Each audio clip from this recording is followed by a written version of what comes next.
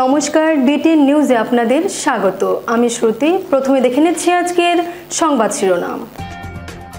গুয়াহাটি, ডিব্রুগড় এবং শিলচরে সপ্তাহের 7 দিনই 24 ঘন্টা দোকান এবং প্রতিষ্ঠান খোলা রাখার অনুমোদন আসাম মন্ত্রিসভার। পরীক্ষার 24 ঘন্টা পূর্বে উচ্চতর মাধ্যমিক প্রথম বর্ষের পরীক্ষার গণিত বিষয়ের প্রশ্নপত্র ফাঁস, গণিত পরীক্ষা বাতিল। এবিভিপির বরাক সাংস্কৃতিক মহোৎসবে যোগ দিতে শিলচরে আসছেন চলচ্চিত্র তারকা মিঠুন চক্রবর্তী।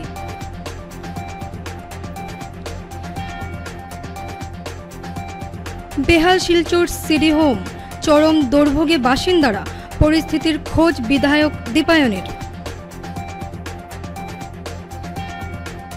এবারে বিস্তারিত খবর। গুয়াহাটি, ডিব্রুগড় এবং শিলচরে সপ্তাহের 7 দিনই 24 ঘন্টা দোকান এবং প্রতিষ্ঠান খোলা রাখার অনুমোদন আসাম মন্ত্রিসভার। তবে শ্রমিকদের সুরক্ষা বজায় রাখা হবে বললেন মুখ্যমন্ত্রী। গুয়াহাটি, ডিব্রুগড় এবং শিলচরে সপ্তাহের 7 দিনই 24 ঘন্টা দোকান এবং প্রতিষ্ঠান খোলা রাখার অনুমোদন দিয়েছে আসাম মন্ত্রিসভা। আজ বৃহস্পতিবার ডিব্রুগড়ে অনুষ্ঠিত রাজ্য মন্ত্রিসভার বৈঠক শেষে এই সিদ্ধান্তের কথা জানান মুখ্যমন্ত্রী হিমন্ত বিশ্ব শর্মা। তিনি আরও বলেন, এই নীতিমালার অধীনে সকল শ্রমিকের সুরক্ষা বজায় রাখা হবে এবং কোনো প্রাপ্তবয়স্ক শ্রমিককে সপ্তাহে 48 ঘন্টার বেশি বা দিনে 9 ঘন্টার বেশি কাজ করার অনুমতি দেওয়া হবে না। এছাড়া মুখ্যমন্ত্রী আরও বলেন যে গুৱাহাটী, ডিব্ৰুগড় আৰু শিলচৰত দোকান পোহাৰ এতিয়া 24 ঘণ্টা খোলা ৰাখিব পাৰিব আৰু সাপ্তাহিক এটা যি বন্ধৰ কথা আছিল এতিয়াৰ পৰা সাপ্তাহিক বন্ধটো নাথাকিব, চৰকাৰী নিয়মত নাথাকিব। কোনোবাই বন্ধ কৰিব খুজিলে কোনো আপত্তি নাই। ডিব্ৰুগড়, গুৱাহাটী আৰু শিলচৰ পৌৰ নিগম, মিউনিচিপালিটি, কিন্তু বাকী টাউনসমূহতো, যাক এই গুৱাহাটী, ডিব্ৰুগড়, শিলচৰ মিউনিচিপালিটি কৰ্পৰেশ্যন, কিন্তু বাকী টাউনসমূহতো ৰাতি 2টা বজা পৰ্যন্ত দোকান পোহাৰ খোলা ৰাখিব পাৰিব। গ্ৰাম্যাঞ্চলত ৰাতি 11 বজালৈকে দোকান পোহাৰ খোলা ৰাখিব পাৰিব, যাতে আমাৰ ক্ষুদ্ৰ ব্যৱসায়ীসকলৰ উপাৰ্জন বৃদ্ধি হয়। তাৰ বাবে আমি এই ব্যৱস্থাটো গ্ৰহণ কৰিছোঁ। কিন্তু শ্ৰমিকক বছৰত সপ্তাহত 48 ঘণ্টাতকৈ বেছি কাম কৰাব নোৱাৰিব, একেটা ষ্ট্ৰেচত 9 ঘণ্টাতকৈ বেছি কাম কৰাব নোৱাৰিব। আৰু শ্ৰমিকক মই 24 ঘণ্টা দোকান খোলা ৰাখিলোঁ, তাৰমানে শ্ৰমিকৰ 3টা শিফ্ট কৰিব লাগিব। তাৰমানে শ্ৰমিকসকলক কষ্টত দি পেলাই এইটো সুবিধা নহয়।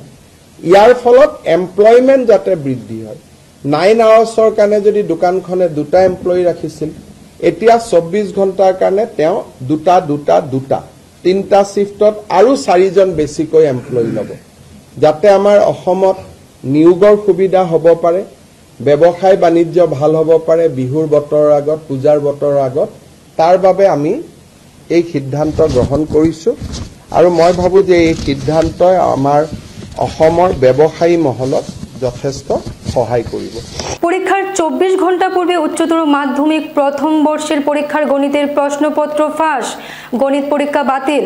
2025-এর উচ্চতর মাধ্যমিক প্রথম বর্ষের পরীক্ষার 24 ঘন্টা পূর্বে গণিতের প্রশ্নপত্র ফাঁস হয়েছে। ফলে আগামীকাল 21শে মার্চ হতে যাওয়া গণিত পরীক্ষা বাতিল করা হয়েছে। তবে গণিত পরীক্ষার পরবর্তী তারিখ শীঘ্রই ঘোষণা করা হবে বলে জানা গেছে। এদিকে 2025 বর্ষের উচ্চ মাধ্যমিক প্রথম বর্ষ পরীক্ষা রুটিন 21শে মার্চ বিকেল শিফটে গণিত পরীক্ষার দিনক্ষণ নির্ধারিত ছিল। তবে প্রশ্নপত্র ফাঁস হওয়ার ঘটনায় 21 মার্চের গণিত পরীক্ষা বাতিল করা হয়েছে।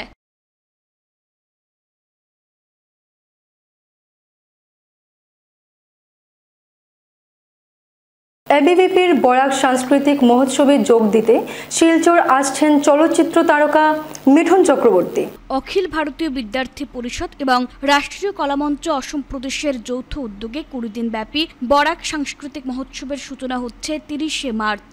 শিলচরের রাজীব ভবনে সমাপ্তি অনুষ্ঠানে 18 এপ্রিল উপস্থিত থাকবেন বলিউড ও টলিউডের জনপ্রিয় অভিনেতা মিঠুন চক্রবর্তী। প্রতিযোগিতায় বিজয়ীদের হাতে তিনি পুরস্কার তুলে দেবেন।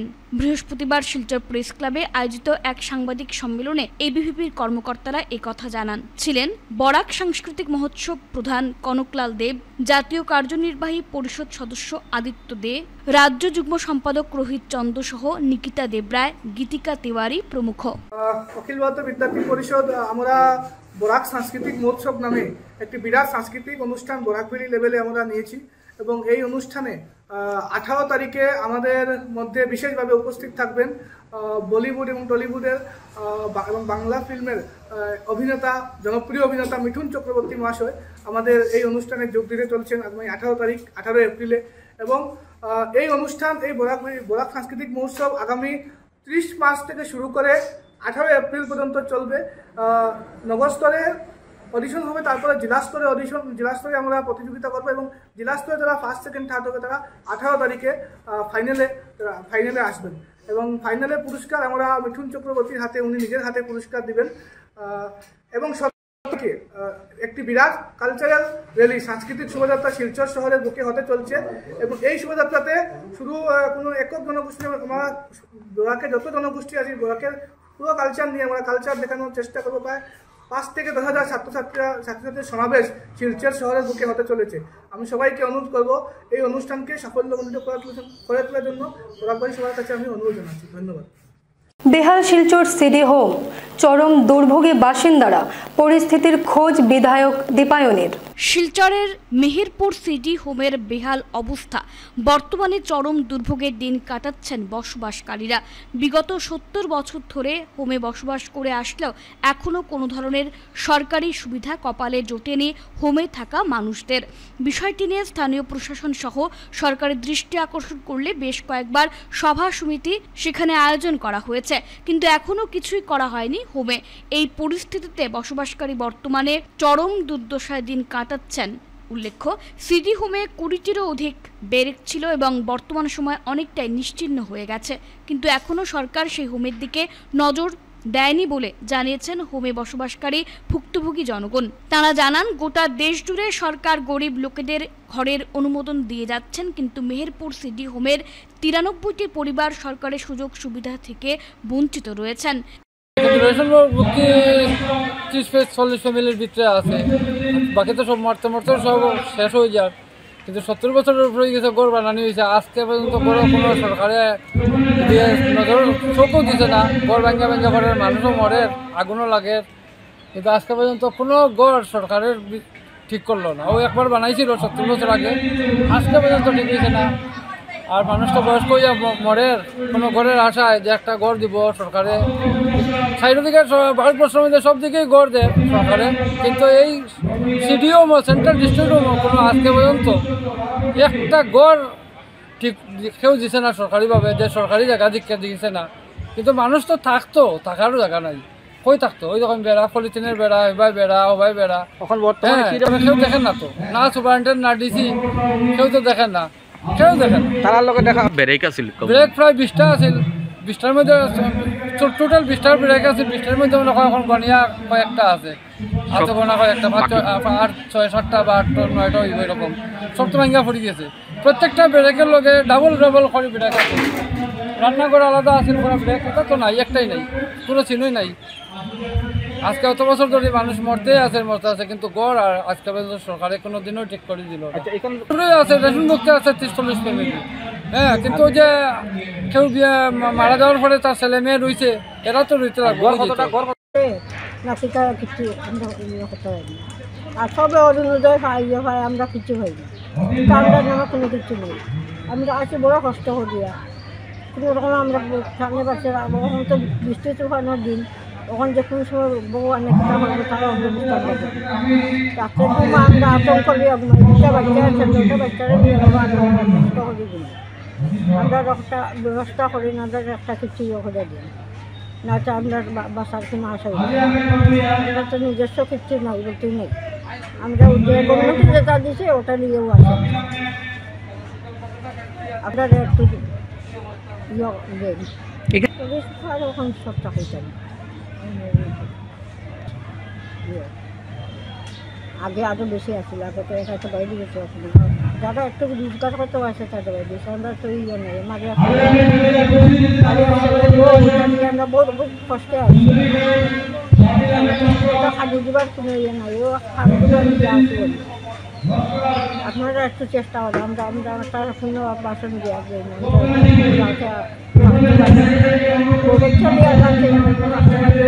একটা ব্যবস্থা করবেন।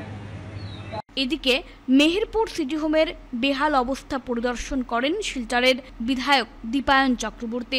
পরিদর্শন করে গোটা বিষয়টি খতিয়ে দেখেন। বিধায়ক জানান, সিটি হোম নিয়ে কতিপয় ব্যক্তি মামলা করায় সেখানে সরকারি প্রকল্প বাস্তবায়ন করাটা সম্ভব হচ্ছে না। সিটি হোমে 30 থেকে 40 বিঘা জমি রয়েছে, কিন্তু স্বার্থান্বেষী কিছু মানুষ হোমের জায়গার উপর মামলা করে সেটি আত্মসাৎ করার চেষ্টা চালাচ্ছেন। এই যে অনাথ আশ্রম, যেটা অনাথ ক্যাম্প, এটা সোশিয়াল ওয়েলফেয়ারের জায়গা। এখানে বিডিও সাহেবও রয়েছেন, শিলচর ডেভেলপমেন্ট অথরিটি। তো আজকে আমরা প্রধানমন্ত্রী আবাস যোজনার যে অনুষ্ঠান হয়েছে সেটা এখানে করেছি। তো আমি এখানে উল্লেখ করেছিলাম যে এই জায়গার উপর আমরা লক্ষ্য করেছি কয়েকজন ব্যক্তি কেস করেছেন। আপনারা জানেন যে শিলচর বিধানসভাতে সরকারি জমিনের অভাব, আর এই অভাবে সরকারি অনেক স্কিম আমরা করতে সক্ষম হচ্ছি না। আমি যদি বলি তাহলে অনেক স্কিম রয়েছে। একটি বিষয় উল্লেখ করতে চাই যে 50 বিঘা জায়গার উপর আমাদের সরকার, ভারতীয় জনতা পার্টির সরকার বলেছিল যে একটি ডিস্ট্রিক্ট স্পোর্টস কমপ্লেক্স গড়ে উঠবে। এই জায়গা আজকে পর্যন্ত আমরা জোগাড় করতে সক্ষম হইনি। বিগত দিনের সরকার, কংগ্রেস শাসিত সরকার জায়গাগুলোকে অপব্যবহার করেছে, বন্টন করেছে। যে উদ্দেশ্যে বন্টন করা হয়েছে আমরা লক্ষ্য করেছি অনেক সংস্থা সেই উদ্দেশ্যে এই জায়গাগুলোকে ব্যবহার করছেন না। তো এই যে অনাথ আশ্রমের যে জায়গা বা সিডিএমের জায়গা বলুন বা সোশ্যাল ওয়েলফেয়ারের জায়গা বলুন, এই জায়গাতে কিন্তু সরকারি অনেক স্কিম করা যায়। এখানে 30 থেকে 40 বিঘা জায়গা রয়েছে। আমার ইচ্ছা ছিল যে ডিস্ট্রিক্ট অ্যাডমিনিস্ট্রেশনের যে ডিসি অফিস, যেটা ডিসি অফিসের কার্যালয় যদি এখানে হতো তাহলে সুন্দর হতো, কিন্তু কেস থাকায় সেটা হয়নি। কিন্তু আমি মনে করি যে এই কেসের পিছনেও কিছু স্বার্থান্বেষী মানুষ রয়েছে যারা কেসগুলোকে করে এই জায়গাকে আত্মসাৎ করার চেষ্টা করছে। যাই হোক, বিধায়ক হওয়ার পরবর্তীকাল থেকে আমি চেষ্টা করে যাচ্ছি এই জায়গার। আমি আশা রাখছি যে এই যে 51 পরিবারের একটা লিস্ট রয়েছে, তো এই 93 পরিবার, এই 93 পরিবারকে আমরা খতিয়ে দেখব যে অরিজিনালি এই 93 পরিবার, আমরা শুনেছি যে 1958 থেকে তারা এখানে বসবাস করছেন। তো যদি 93 পরিবার থাকেন তাহলে প্রধানমন্ত্রী আবাস যোজনার অধীনে আপনারা জানেন যে উন্নত মানের ঘর বানিয়ে, মানে মাল্টি স্টোরিড বিল্ডিং বানিয়ে তাদেরকে এখানে ব্যবস্থা দেওয়া যেতে পারে বা তাদেরকে ল্যান্ড অ্যালটমেন্টও করা যেতে পারে। তো যাই হোক, প্রথম কথা হলো যে এখানে স্বার্থান্বেষী মানুষ যারা মিডিলম্যান হিসেবে আছেন তাদেরকে সরে, আর যারা 93 পরিবার রয়েছেন তারা যাতে অন্ততপক্ষে সরকারের যারা মানুষ রয়েছেন তাদের সাথে কথা বললে একটা সুরাহা বেরোবে। তার জন্য আমরা চেষ্টা করছি। এখানে আমাদের যারা প্রাক্তন এপিজিপিরা রয়েছেন বা ভারতীয় জনতা পার্টির বিভিন্ন পদাধিকারীরা রয়েছেন, দীর্ঘদিন থেকে কাজ করছেন, আমি তাদেরকে অনুরোধ রেখেছি। এখানে ব্লক ডেভেলপমেন্ট অফিসারও রয়েছেন, সকলকে আমি অনুরোধ করেছি যে আগামী কিছুদিনের মধ্যে আরেকবার মিটিং করে, এখানে উদয়শঙ্কর গোস্বামী আমাদের সিনিয়র লিডারও রয়েছেন, তাদেরকে নিয়ে সকলকে নিয়ে একটা মিটিং করে আগামী কিছুদিনের মধ্যে যাতে এই জটিলতাকে সরানো যায় তার জন্য আমি চেষ্টা করব। বর্ষার আগে শ্রীভূমির বিভিন্ন স্থানে শিলাবৃষ্টি ও বজ্রপাতের ঘটনা ঘটেছে। শ্রীভূমি জেলার বিভিন্ন স্থানে শিলাবৃষ্টি ও বজ্রপাতের ঘটনা ঘটেছে। শ্রীভূমির রাতাবাড়ি ও পাথারকান্দির বিভিন্ন এলাকায় ভারী বৃষ্টিপাতের পাশাপাশি শিলাবৃষ্টিও হয়েছে। পাথারকান্দির কানাইবাজার এলাকায় এক হরিনাম কীর্তন চলাকালীন প্রবল ঝড় বৃষ্টি আসে। ঝড়ের গতিতে প্যান্ডেল ভেঙে চুরমার হয়। এতে প্রাণ বাঁচাতে মণ্ডপ থেকে ছুটে আসেন শত শত মানুষ, তবে এই ঘটনায় কেউ হতাহত হননি।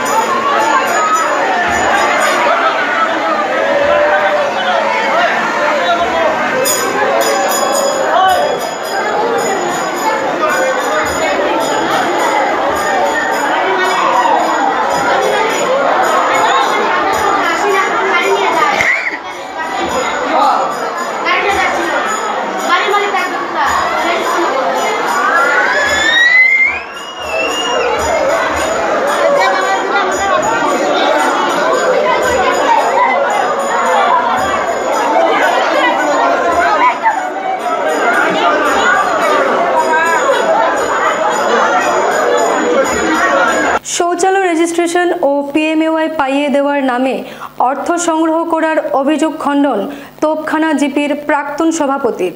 তোপখানা জিপির প্রাক্তন সভাপতি মিয়া খান গ্রামের জনগণকে সঙ্গে নিয়ে বৃহস্পতিবার আয়োজিত এক সাংবাদিক সম্মেলনে ওনার ওপর ওঠানো অভিযোগ খণ্ডন করে নিজের স্পষ্টীকরণ জনসমক্ষে তুলে ধরেন। মিয়া খান জানান, গত ফেব্রুয়ারি মাসে গ্রামের শহীদ খান নামের এক যুবককে অভিযোগকারীরা রাস্তা থেকে তুলে এনে তাকে বেধড়কভাবে মারপিট করে এবং তার চুল কেটে দেয়। পাশাপাশি শহীদের বাবা থেকে তারা 4,000 টাকা নিয়ে গোটা ঘটনা সামাজিক গণমাধ্যমে ছেড়ে দেয়। ভিডিও ভাইরাল হতে দেখে শহীদের পরিবারের তরফে স্থানীয় অরুণাচল থানায় একটি মামলা দায়ের করে অভিযুক্তদের বিরুদ্ধে কড়া ব্যবস্থা গ্রহণের আবেদন জানান। যুবক শহীদ খানের বিচার প্রক্রিয়া জিপির প্রাক্তন সভাপতি মিয়া খান কথাবার্তা করার পাশাপাশি অভিযুক্তদের বিরুদ্ধে তিনি মামলা করানো সন্দেহে ভিডিপি সদস্য সাজ্জাদ আলী বরভূয়া ও তার মামাসহ যুবক শহীদ খানের মারপিটের ঘটনার সঙ্গে জড়িত অন্যান্যরা ওনার বিরুদ্ধে মিথ্যে অভিযোগ উত্থাপন করেছেন বলে এদিন প্রকাশ্য সভায় মন্তব্য করেছেন মিয়া খান। অভিযুক্তরা 2021-22 সালে ঘর পেয়েছে এবং সেই প্রকল্পটি শিলচর আরবানের তরফে দেওয়া হয়েছে। এতে জিপি সভাপতি ও সম্পাদকের কোনো ভূমিকা নেই। অভিযুক্তদের উপর থেকে মামলা সরিয়ে নেওয়ার উদ্দেশ্যে তারা মিথ্যে অভিযোগ এনেছেন বলে জানিয়েছেন মিয়া খান। চুল কাটিলা, এরপরে তার বাপর কাছ থেকে টেকা লইলায়, এরপরে আবার সোশ্যাল মিডিয়ার মধ্যে তোমরা ছাড়লাই। আমরা যারা যে বিচারি যারা আসলাম, আমরা আরও আসো নিকানোর মধ্যে, আমি এবং আরও বাক্কা আমরা 4-5 জন আমরা সাক্ষী হিসাবে স্যারে রাখছে, কারণ আমরা সামনেও ঘটনা হয়েছে আর আমরাও বিচার করছি। এটা এখন তারার গ্রাজ এটা হইল, এটা আমি বিলে তারার উপরে কেস দেওয়াইছি। মুদ্রা কথা হয়েছে আমি এটা তারার উপরে কেস দেওয়াইছি, বা তারার উপরে যে আজকে মনে করি আমি 1 নম্বর সাক্ষীও এটার ব্যাপারে। এরপরে এটা নাই, তারার এগেনিস্টে বিডিবির যে তারা যে আছে যে এটার এগেনিস্টে কমপ্লেনও দেওয়া হয়েছে আপনার এখানেও। এই যত টানার যে গড়র যে মাত আইছে আজকে গড় আওয়ার এই যেগুলা মানুষের যে কালকে যে কমপ্লেনটা করছে, এটার প্রথম রিজন আমি এখানে কইছি তারা আমার উপরে তারার খেউরর বাইক না খেউরর বাই যেটা পুলিশে এখন তারার উপরে কেস আছে। আমরা এটা তারা সাক্ষী এটার মানে এটারে করার লাগিয়া মানে ড্যামেজ করার লাগি তারা এটা কালকে কইছে আপনার কাছে এলিগেশন কইছে বা ডিসি মহোদয়ের কইছে। এখন সবচেয়ে বড় কথা হয়েছে এই যে যারা যেটা আমার উপরে এলিগেশন লাগাইছে এরা 2021-22 গড় পাইছে, কেউ 20-21 পাইছে আর কেউ 21-22 গড় পাইছে, 21-22 গড় পাইছে। এই যে গড়টা যারা যে সেক্রেটারির উপরে বা আমার উপরে যে এলিগেশন লাগাইছে এই গড় তো আমরা দ্বারা দিছি না। এই যে গড় যেটা যে এটা হলো মিউনিসিপ্যালিটির মানে আরবান ডেভেলপমেন্টের গড়, আরবান ডেভেলপমেন্টের গড়। এখানে সেক্রেটারির তো কোনো রুল নাই। আর এই যে সেক্রেটারি যার কথা যেন কইছেন ওনো আপনারা বুঝিলেন, এই সেক্রেটারি আওয়ার 6-7 মাস হয়েছে, 6 থেকে 7 মাস হয়েছে এই সেক্রেটারি আওয়ার। আর এই সেক্রেটারিরা তো এখনও পর্যন্ত কোনো গড় পাইছে না, এখনও পর্যন্ত কোনো মানুষে গড় পাইছে না। বাকি যারা আগর যে সেক্রেটারি আসলা এরা তো ট্রান্সফার হইয়া গেছেন কি, আর আমরা আপনার সিলভা ওদের টুলটুলদা আসিলা তাই তো মারা গেছেন কদিন আগে। তো এখন যে যার কথা যে কোয়া হওয়ার অলরেডি তো সেক্রেটারি বা আমার কথা কোয়া হওয়ার আমরা তো মানে তাই তো এখন কোনো গড়ের সুযোগও পাইছে না, গড়ের সুযোগ পাইছে না হিসেবে তো তার সওয়ালই আয় না।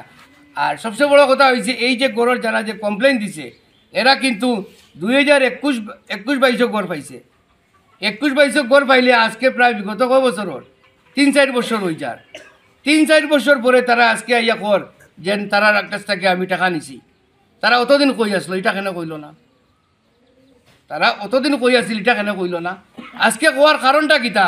তারার আপন মাসিত্ব ভাই, এই মেয়ের আপন মাসিত্ব ভাই মানে আমরা কাঁচা ভাষায় কই গ্রামীণ ভাষায় ময়ূরগড়ের ভাই, ময়ূরগড়ের বাইরে উপরে কেস হয়ে গেছে। এখন ময়ূরগড়ের বাইরে বাঁচাইতে গিয়া আজকে গিয়া আমার এখানে মানে ইলিগেশন লাগানি ওর তারা এই ব্যাপারটা আমার অভিজ্ঞতার থেকে আমি কই, এটা তো কোনো পঞ্চায়েত রাত থাকে না, এটা তো কোনো এনজিওর মারফতে বা এটা ডিপার্টমেন্ট হইল পেয়েছি, এটা সেক্রেটারিও এটা বাইর করতে পারে না। কয়ে প্রভিজুয়াল দিতে পারে নামগুলা বা নামগুলা দিতে পারে, দেওয়ার ক্যাপাসিটি তারার নাই, পয়সা ঢুকানিরও ক্যাপাসিটি তারার নাই। আর এটার থেকে মন করিল যারা আমি কইমু যদি যারা দিয়া থাকে যদি পয়সা দিয়া থাকে এটাতে তারা প্রমাণ করুক কার কাছে দিছে, কার কাছে দিছে এটা তারা প্রমাণ করুক। সত্যি আমরা তো এটা খবর পাইতাম। যেটা হয়েছে এটা আমার মনে হয় যে পেচির যেটা ব্যাপারে এখানে যে নতুন সেক্রেটারি আইসন তাই বা মেঘানোর তো আমরা যেটা জানি 2024 ফেব্রুয়ারি 24 ফেব্রুয়ারিতে আমরা জানি যে পঞ্চায়েত শেষ, কিন্তু পঞ্চায়েতের কোনো একটারই নাই বা পঞ্চায়েতের কোনো সার্টিফিকেট একটা ইস্যু হল না। তো পঞ্চায়েত এক বছরের ভিতরে 1 বছর 1 ফেব্রুয়ারি 1 বছর মার্চ হয়েছে। এই পঞ্চায়েত তো আমি দেখি আমার অভিজ্ঞতাতেই হইয়া যে এইটার লগে তো টাকার কোনো যার জন্য, কিন্তু আগে কি হয়েছে না হয়েছে এটা তো তার মুখে স্টেটমেন্ট দিছে। এটা 21-22 যেটা কমপ্লেন হয়েছে 21-22 হয়েছে, 20-21 হয়েছে। কিন্তু আমি একটা কথা কইব, যেটা ইলিগেশন লাগানি হয়েছে এটা সম্পূর্ণ মিথ্যা, ভিত্তিহীন। এটার ব্যাপারে আজকে মনে হল আমরাও কালকে মর্মাহত হয়েছি, দুঃখিত হয়েছি যে এই নিউজটা দেখিয়া গ্রামেরও বদনাম। আমরা এত অঞ্চলের গণ্যমান্য ব্যক্তিরও আমরা তুফানের নামটা যখন আইছে তখন আমরারও কিছু একটু সেন্টিমেন্ট লাগছে যে এইরকম যদি কাজ হইতে আমরা জানি না এখানে, এইরকম যদি কাজ হয় তো আমরা জানি না এখানে। আজ দিন পর্যন্ত তো এলাকা কোনো নালিশ পাইছি না। আজকে বলবো আমার এক্স প্রেসিডেন্ট নূর আহমদ তাইনও তো আসলা, আমিও আছি, আমার সিরাজ সদিউল তাইনও সমাজসেবী হিসাবে সমাজের কাজ করে যেত। ধলাইয়ে প্রচুর মাদক সহ 3 যুবককে গ্রেফতার করল পুলিশ। গোপন তথ্যের ভিত্তিতে অভিযান চালিয়ে মাদক সহ 3 ব্যক্তিকে আটক করল পুলিশ। বৃহস্পতিবার ধলাইয়ে জাতীয় সড়কে অভিযান চালিয়ে AS01 BT 0701 নম্বরের একটি মহিন্দ্রা স্করপিওর গতিরোধ করে তল্লাশি চালিয়ে পেছনের আসনের ম্যাটের নিচে লুকিয়ে রাখা সন্দেহজনক হেরোইন প্রায় 80 গ্রাম 5টি প্লাস্টিকের সাবানের কেস উদ্ধার করা হয়। পাশাপাশি 3 জনকে গ্রেফতার করা হয়েছে। ধৃতরা হলো রমেশ চন্দ্র বিশ্বাস বরপেটার গারৈমারি গ্রামের বাসিন্দা, শাহিদুল ইসলাম বরপেটার যুগির পামের যুবক ও ধলাই সপ্তগ্রামের ইবাদুর রহমান। ধৃতদের বিরুদ্ধে মামলা নথিভুক্ত করে তদন্ত শুরু করেছে পুলিশ। বদরপুরে চুরির গাড়ি উদ্ধার সহ 2 গাড়ি চোরকে গ্রেফতার করেছে পুলিশ। সম্প্রতি শ্রীভূমি জেলার বদরপুরে ট্রাক চালকের বাড়ির সামনে থেকে একটি টাটা ট্রাক চুরি হয়েছিল। ট্রাকের কোনো হদিশ না পেয়ে বদরপুর থানায় অভিযোগ দায়ের করেন ট্রাকের মালিক। অভিযোগ পেয়ে বদরপুর থানার ওসি তদন্ত শুরু করেন। AS24AC 2468 নম্বরের ট্রাকটির চালক শ্রীগৌরী এলাকায় নিজ বাড়ির সামনে পার্ক করে বাড়িতে চলে যান। পরের দিন সকাল 7:30টার দিকে চালক এসে দেখেন ট্রাকটি ঠিক জায়গায় নেই। ঘটনাটি গাড়ির মালিককে জানানো হয়েছে। গতকাল বদরপুর থানায় অভিযোগ পেয়ে মণিপুর সীমান্তের জিরিঘাট থেকে ট্রাকটি উদ্ধার করা হয়। পুলিশ চোর চক্রের মূল পান্ডা মকই ভাঙা এলাকার কমরুল ইসলাম ও শিলচর সোনাবাড়ি ঘাটের বাসিন্দা আহাদ হোসেনকে আটক করেছে। তাদের জিজ্ঞাসাবাদ করছে পুলিশ। টাটা ওয়াদ্দা গাড়ি ওই মালুয়া পিএইচি কিনারে ড্রাইভারের বাড়িতে থাকে। ওই সকালবেলা আমাকে গতকালকে সকালবেলা ড্রাইভার ফোন করে বললো যে আমার গাড়িটা চুরি হয়ে গেছে। সঙ্গে সঙ্গে আমি সকালবেলা টাটা ওয়াদ্দা, গাড়ির নাম্বার হলো AS24SE 2468, আচ্ছা, হোয়াইট কালারের গাড়ি। তো ড্রাইভার ইনফর্ম করার সঙ্গে সঙ্গে আমি বদরপুর থানায় যাই। থানায় গিয়ে ওসি মহোদয়ের কাছে আমি একটা FIR দিই। দেওয়ার সঙ্গে সঙ্গে উনি বরাকবলির বিভিন্ন জায়গাতে এটা উনি খোঁজ নিয়েছেন। খোঁজ নেওয়ার পর দেখা যায় জিরিঘাটে গাড়িটা পাওয়া গেছে, জিরিঘাট থানাতে। তার সঙ্গে উনি ওনার শায়েস্তার স্যারকে দিলেন, আরও সঙ্গে ব্যাটালিয়ান আর টোটাল 4 জন পুলিশ দিলেন। ওদেরকে নিয়ে আমরা জিরিঘাট গেলাম। জিরিঘাট যাওয়ার পর সমস্ত প্রসেসিং করে ওইখান থেকে গাড়িটা নিয়ে আসলাম। সঙ্গে আরও 2 জন ছিনতাইবাজ ওই গাড়ির ছিল। ওদের মধ্যে একজনের নাম জাকির হোসেন, ওর বাড়ি বাঙ্গাতে, আর আরেকজনের বাড়ি হচ্ছে সোনাবাড়ি ঘাট। ওর নামটা ঠিক আমার জানা নেই। মধুপুর ওসির সঙ্গে যোগাযোগ করলে আপনারা জানতে পারবেন। ওদেরকে নিয়ে আসা হয়েছে রাত্রে 10টার সময় ওই থানাতে। বর্তমানে বদরপুর থানায় আমার গাড়িও আছে এবং ওরাও আছে। নাতানপুর চা বাগান নাচঘরে শ্রমিকদের সভায় স্থানীয় বিভিন্ন সমস্যা নিয়ে আলোচনা। নাতানপুর চা বাগান নাচঘরে মঙ্গল বাউরির সভাপতি নেতৃত্বে শ্রমিকদের এক সভা অনুষ্ঠিত হয়। সভায় স্থানীয় বিভিন্ন সমস্যা নিয়ে আলোচনা সভা অনুষ্ঠিত হয়। এদিনের সভায় বক্তব্য রাখতে গিয়ে বিজেপি রাজ্যিক পরিষদের সদস্য তথা প্রাক্তন জেলা পরিষদ সদস্য সুব্রত চক্রবর্তী বলেন, আগামী 1 মাসের মধ্যে নাতানপুর বাগানের রাস্তার কাজ শুরু হবে। বিজেপি সরকারের বিভিন্ন প্রকল্পের কথা তুলে ধরে তিনি বলেন, আগামী পঞ্চায়েত নির্বাচনে গাঁও পঞ্চায়েত, আঞ্চলিক পঞ্চায়েত এবং জেলা পরিষদ বিজেপির দখলে রাখতে হবে। পঞ্চায়েত বিজেপির দখলে থাকলে গ্রাম বাগানে যথেষ্ট উন্নতি হবে। আগামীতে প্রধানমন্ত্রী আবাস যোজনার জিও ট্যাগ যাতে সঠিকভাবে করা হয় সেদিকে লক্ষ্য রাখতে তিনি প্রশাসনের প্রতি আবেদন রাখেন। অনেকে গড় পাইছেন প্রধানমন্ত্রী আবাস যোজনা আর অনেকে গড় পাইছেন। তো গড় পাইতে হইলে এখন দেখুন আমরা যে সরকার একটা সিদ্ধান্ত নিচ্ছে, আপনারা 3, 4, 5 দিনের মধ্যে জিও টেকিং আরম্ভ হইব। জিও টেকিংটা যে আরম্ভ হইব আগে অনেকে করতো যেটা মানে গাঁও পঞ্চায়েত অফিস কাটিয়া আর স্টাফরা ইয়া জিও টেকিং করতো না, তখন কিন্তু 3টা জিও টেকিং হইব। আপনাদের একটা জিও টেকিং হইল যারা গড় পাওয়ার যোগ্য, একটা জিও টেকিং হইল আপনারা যে SHG আছে, যে সেলফ হেল্প গ্রুপ আছে না, সেলফ হেল্প গ্রুপ সখীরা আছে না, প্রথম সখীরা জিও টেকিং করবো। আপনারা ওই যে এখন যে জিপি আছে এই জিপি না, অন্য জিপি সখীরা আইয়া এখানে জিও টেকিং করবো। এখানে জিও টেকিং হওয়ার পরে আগে টাকা পয়সা দিয়ে অনেক সময় হয়ে যেত, এখন এটা জিও টেকিং করার পরে মনে করেন তাই গড় পাওয়ার যোগ্য ব্যক্তি তান কিটা করবো, তান গড়টা জিও টেকিং সখীরা করবো, তারপরে তাই নিজে করতে লাগবে জিও টেকিং, তারপরে জিপি মানে অফিসটাকে স্টাফ আইয়া তারা জিও টেকিং করবো, অর্থাৎ 3বার জিও টেকিং হইব। এটার কথাটা হইছে যাতে কোনো অবস্থায় যাতে যারা পাওয়ার যোগ্য তারা যাতে বঞ্চিত না হয়।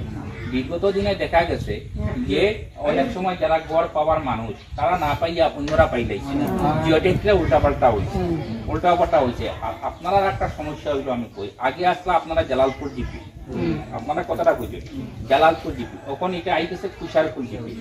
হ্যাঁ, জালালপুর জিপিতে আমরা ভারতীয় জনতা পার্টির বিজেপির কোনোদিনও কোনো পঞ্চায়েত কোনো এপি জিততে পারছে না। আমরা দিল্লিতে হইলো আমরা সরকার বিজেপি সরকার, আসামে হইলো বিজেপি সরকার। এই যে সরকার আজকে ডবল ইঞ্জিনের সরকার, এই সরকারের যেগুলা কার্যক্রম আজকে মনে হয় আপনারা সামনে এখানে জগন্নাথের মন্দির কাজ হইতেছে, হ্যাঁ এটা 1.5 কোটি টাকা বরাদ্দ হয়েছে, এই সরকার দিচ্ছে। কিন্তু এই সরকারের যেগুলা গ্রামীণ অঞ্চলে যেগুলা কাজকাম এগুলা যদি আমরা গ্রামে বা বাগানে যদি পাইতে হয় তাহলে। শিলচর কনকপুর মহাদেববাড়ি রোডে ARCর পক্ষ থেকে এক চক্ষু শিবির আয়োজন করা হয়েছে। কনকপুর মহাদেববাড়ি রোডে ERCর পক্ষ থেকে এক চক্ষু শিবির আয়োজন করা হয়েছে। এই চক্ষু শিবিরে 131 জন রোগীর চক্ষু পরীক্ষা করা হয়। এর মধ্যে বেশ কয়েকজনের বিনামূল্যে চক্ষু অপারেশন হবে। ERCর সকল সদস্যদের এই উদ্যোগের জন্য সাধুবাদ জানানো হয়। শিবিরে উপস্থিত ছিলেন প্রাক্তন গ্রুপ মেম্বার পিন্টু পাল, কনক সংঘ ক্লাবের প্রেসিডেন্ট মান্না দাস এবং কনক সংঘ ক্লাবের প্রাক্তন প্রেসিডেন্ট প্রদীপ কুমার দেব, ক্লাবের মেম্বার আশুতোষ পাল, শরদিন্দু রায়, পঙ্কজ দাস, গণেশ রায়, শ্যামল পাল, শঙ্কু পাল প্রমুখ।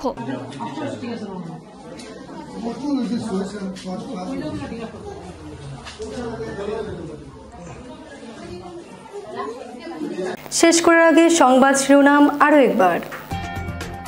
গুয়াহাটি, ডিব্রুগড় এবং শিলচরে সপ্তাহের 7 দিনই 24 ঘন্টা দোকান এবং প্রতিষ্ঠান খোলা রাখার অনুমোদন আসাম মন্ত্রিসভার। পরীক্ষার 24 ঘন্টা পূর্বে উচ্চতর মাধ্যমিক প্রথম বর্ষের পরীক্ষার গণিত বিষয়ের প্রশ্নপত্র ফাঁস, গণিত পরীক্ষা বাতিল। ABVPর বরাক সাংস্কৃতিক মহোৎসবে যোগ দিতে শিলচরে আসছেন চলচ্চিত্র তারকা মিঠুন চক্রবর্তী।